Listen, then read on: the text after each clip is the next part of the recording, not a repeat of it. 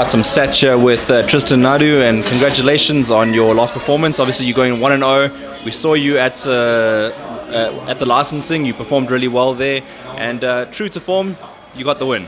Yeah, no, it was a good fight. I was really nervous being in my first fight and things like that, but we got it done. I was happier with my performance after watching the fight. For me personally, I didn't think it wasn't my best performance or anything like that. I struggled a few days before the fight, being sick, so mentally, it's a few more barriers to get through. But overall, my coach and I got it done, so I'm happy about that. Talk to me about your amateur background. Did you have much of an amateur background? What was your experience going into the professional ranks? Okay, so amateur background, to be honest, not much at all. Where I stayed, where I grew up here in Edenville, and at that time we didn't have many boxing gyms, many amateur clubs, nothing of the sort really. Boxing was sort of dead here, and my trainer, he brought me up, he trained me fairly well, right, a lot of skills, but I couldn't get the experience that I needed. And when I finished matric, I used to travel to the south twice a week to Boyson's with Nikki. I used to travel twice a week to get experience and stuff, and they could see I could box, but I wasn't at the level of the guys for essays and stuff because I hadn't had the experience. There was no guys to spar, things like that. But my dad used to always make a plan for me. It used to cost us quite a bit in petrol to go twice a month, and at the time we weren't doing the best, but he used to always make sure I could get there. And Nikki and the guys could see I was dedicated, I was hungry, and he used to put me in with the guys that were fighting in essays, the guys who were essay medalists and things like that. He used to get me the experience, but I hadn't even been graded. Most of the guys that are graded, they make you spar outside the ring, but I'm inside the ring here with these guys. But then I was supposed to fight once, and then I never ended up getting graded. Then another time, I ended up hurting my hand. Then COVID came. I gave myself about 2 or 3 years after I finished matric, to enter the amateur ranks, get some experience, try to understand what boxing itself is about, actual fighting, the nerves, the ring IQ, all those kind of things. But it never worked out that way. And then during COVID, I kept training. I was still obviously very hungry at the time, and I just had to keep improving and learning on my own where I could, spar the guys I could. And a few years after that, I had one amateur fight. So I had a few white collars because nothing was happening. I had a few white collars, and at the beginning I was very against white collars because I was like, these guys are not proper boxers. I'm trying to get good experience, really improve myself. But in essence, it was good for me. I enjoyed it because it helped me. I didn't learn so much from those guys. They weren't the best guys, but I learned my own mistakes, how to warm up properly, how to deal with the nerves. Some fights I rushed it, some fights I put off the nerves completely. You go in the fight, you're not even warm.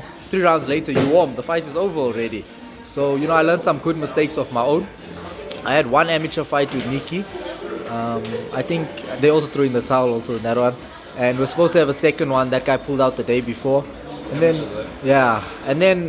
I went through some things in my life, like things changed a lot, and I didn't have the option to box as an amateur anymore. I had to make a decision. Either I give up boxing and, assume a normal life like everyone else, or I have to turn professional and go against all the odds here without the experience, without the everything, without the financial backing. But I couldn't let it go. I had to do this. So I'm sure a lot of people, Nikki included, I spoke to him, he wasn't too happy about the fact that I just jumped. A lot of guys, I'm sure, aren't happy at the fact, hey, this guy didn't even go to essays, he didn't do this, he didn't do that. But to be fair, I've worked very hard to get here, and most of the amateurs that know me, they know I can fight, and I'm very hungry, and I know I'm not at their level, but I'm hungry enough to know that I'm always need to learn more things and stay disciplined with a lot of things. So that's how I got here. That's how I turned pro. You have the understanding then that you might have to take a little bit longer, maybe take a couple of easy fights going up through, just to get that experience at professional level, as opposed to some of these other guys that can just walk in and take the hard fights. Yeah, no, definitely it was a big consideration of mine, but I knew that it's more beneficial for me to put more hours in and more years into the pro game, learn the pro game properly, take my time with it, not be too impatient on myself, than rather go through more years as an amateur, which I couldn't do financially, and then start again with the program. Because from what I've seen, even though I don't know that much about amateurs, like I haven't been to SA level and things like that, amateur and professional is so different. It's completely different. So I'm okay with it. When you and Manny sit down and speak together, what's the sort of plan for your career? What's at least for this initial period? Yeah. So with Manny, I have two trainers basically, right? My first trainer that I started with, he's an ex-professional, welcome, and then I joined Manny. One of my friends just happened to take me there, and I asked welcome, hey, they want to take me to this coach. His name is Manny Fernandez, whatever. What do you think? He's like, no, I know Manny. Manny's a good teacher. My trainer used to spar with Isaac many years ago, so they knew each other.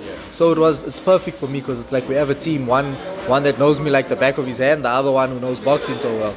So we have a good mix, and Manny's he's trying to bring me up in a way that fix all the small things, because that's what he's saying. There's a difference between being good and great, and he wants me to be great, not just good. So I've had to take many steps backwards to take more steps forward with Manny. And I understand with the fights, he's building my career. I can't just jump levels. No matter how confident or good I am, there is levels to it. There's experience to it. There's confidence to it. There's different styles. There's all these things you have to go through. And yeah, I understand that. So he's taking me through it slowly, but I trust him. I trust my team. Yeah. Well, as soon as you get to about 3-4 fights, that's when people start calling you out, and like you've got like someone here, Darren Rousseau. I mean, guys want to fight people like him now because they got good records and stuff. You're going to come up against that in the near future. Are you ready for that sort of side of the boxing?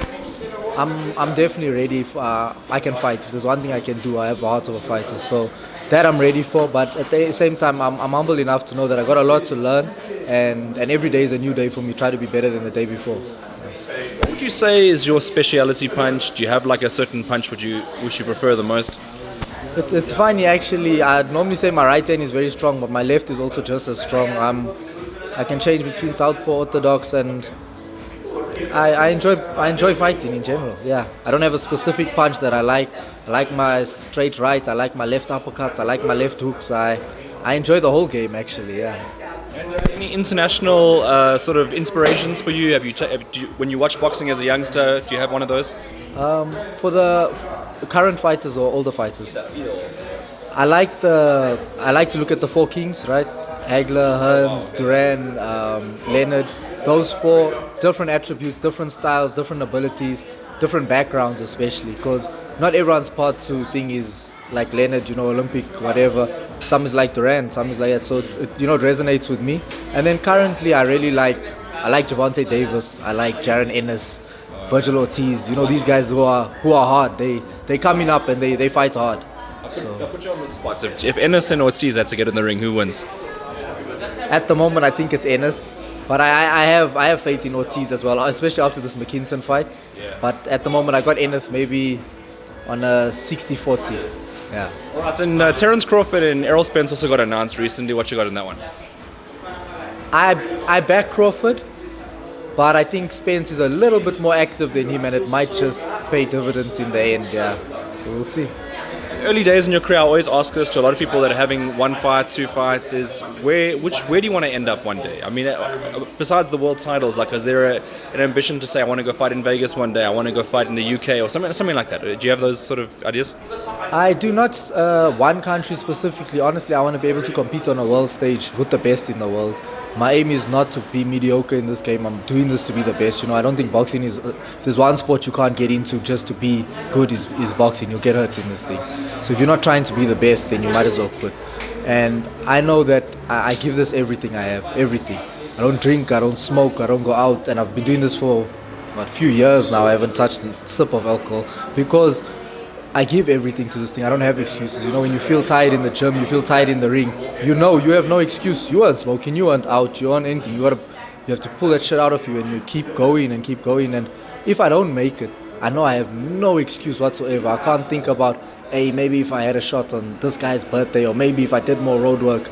There's no such. I'll give it everything. And if I don't make it, that's between me and God, and I can accept that. But for now, yeah, this is where I'm at now. Right, so when do we see you back in the ring again? Is there something, or are you still working on that? Manny is talking about the end of October, and I'm very happy about that. I want to stay as active as possible. From the older fighters, the greater fighters, I've seen that being active is one of the most important things in your career, one of the best things you can do for yourself.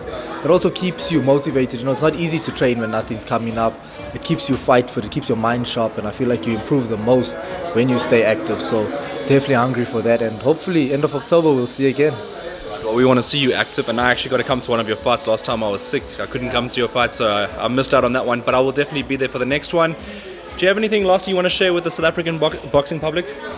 I'd just like to say, I'm very grateful to be doing this sport, and to all my fans and supporters. I love you guys so much. You give me inspiration, motivation, and the fact that I'm able to uplift other people, and a lot of Indian people, actually, a lot of my Indian supporters, they message me and say, it's amazing what you're doing, and you inspire the community. It shows me that, no matter what race, you can do whatever sport, and truly that's how I feel. I've never considered it a race thing. I mean, my trainer's black, man is white. I mean, but the team we got going is just perfect, and I'm so happy to be able to bring that to other people, to get other people behind the sport, involved in the sport, feel included. And at the end of the day, South African boxing is something that I'd like to, all of us, me, Darren, whoever it is, the young bloods in this game, to really bring it back to what it used to be again. That's about it. And I'd really like to thank my two sponsors. Wouldn't be here and wouldn't have been able to do it without them. Don Bravo, his name is Blake. You'll see him on my Instagram, and my doctor, Sebastian Morelli, he's in Bryanston. Without those two, I don't think I would have been able to do this. Injuries come up, and finance is tough when it comes to boxing. It really is. So every bit of help I've had, I wouldn't be here without those guys, and with my dad and with my trainers, Manny and Welcome. When I didn't have, they gave me, and one day I hope that I can, show them my appreciation for that. Yeah. Thank you so much, Tristen. We'll see you in the ring soon. Most definitely. Thanks, man.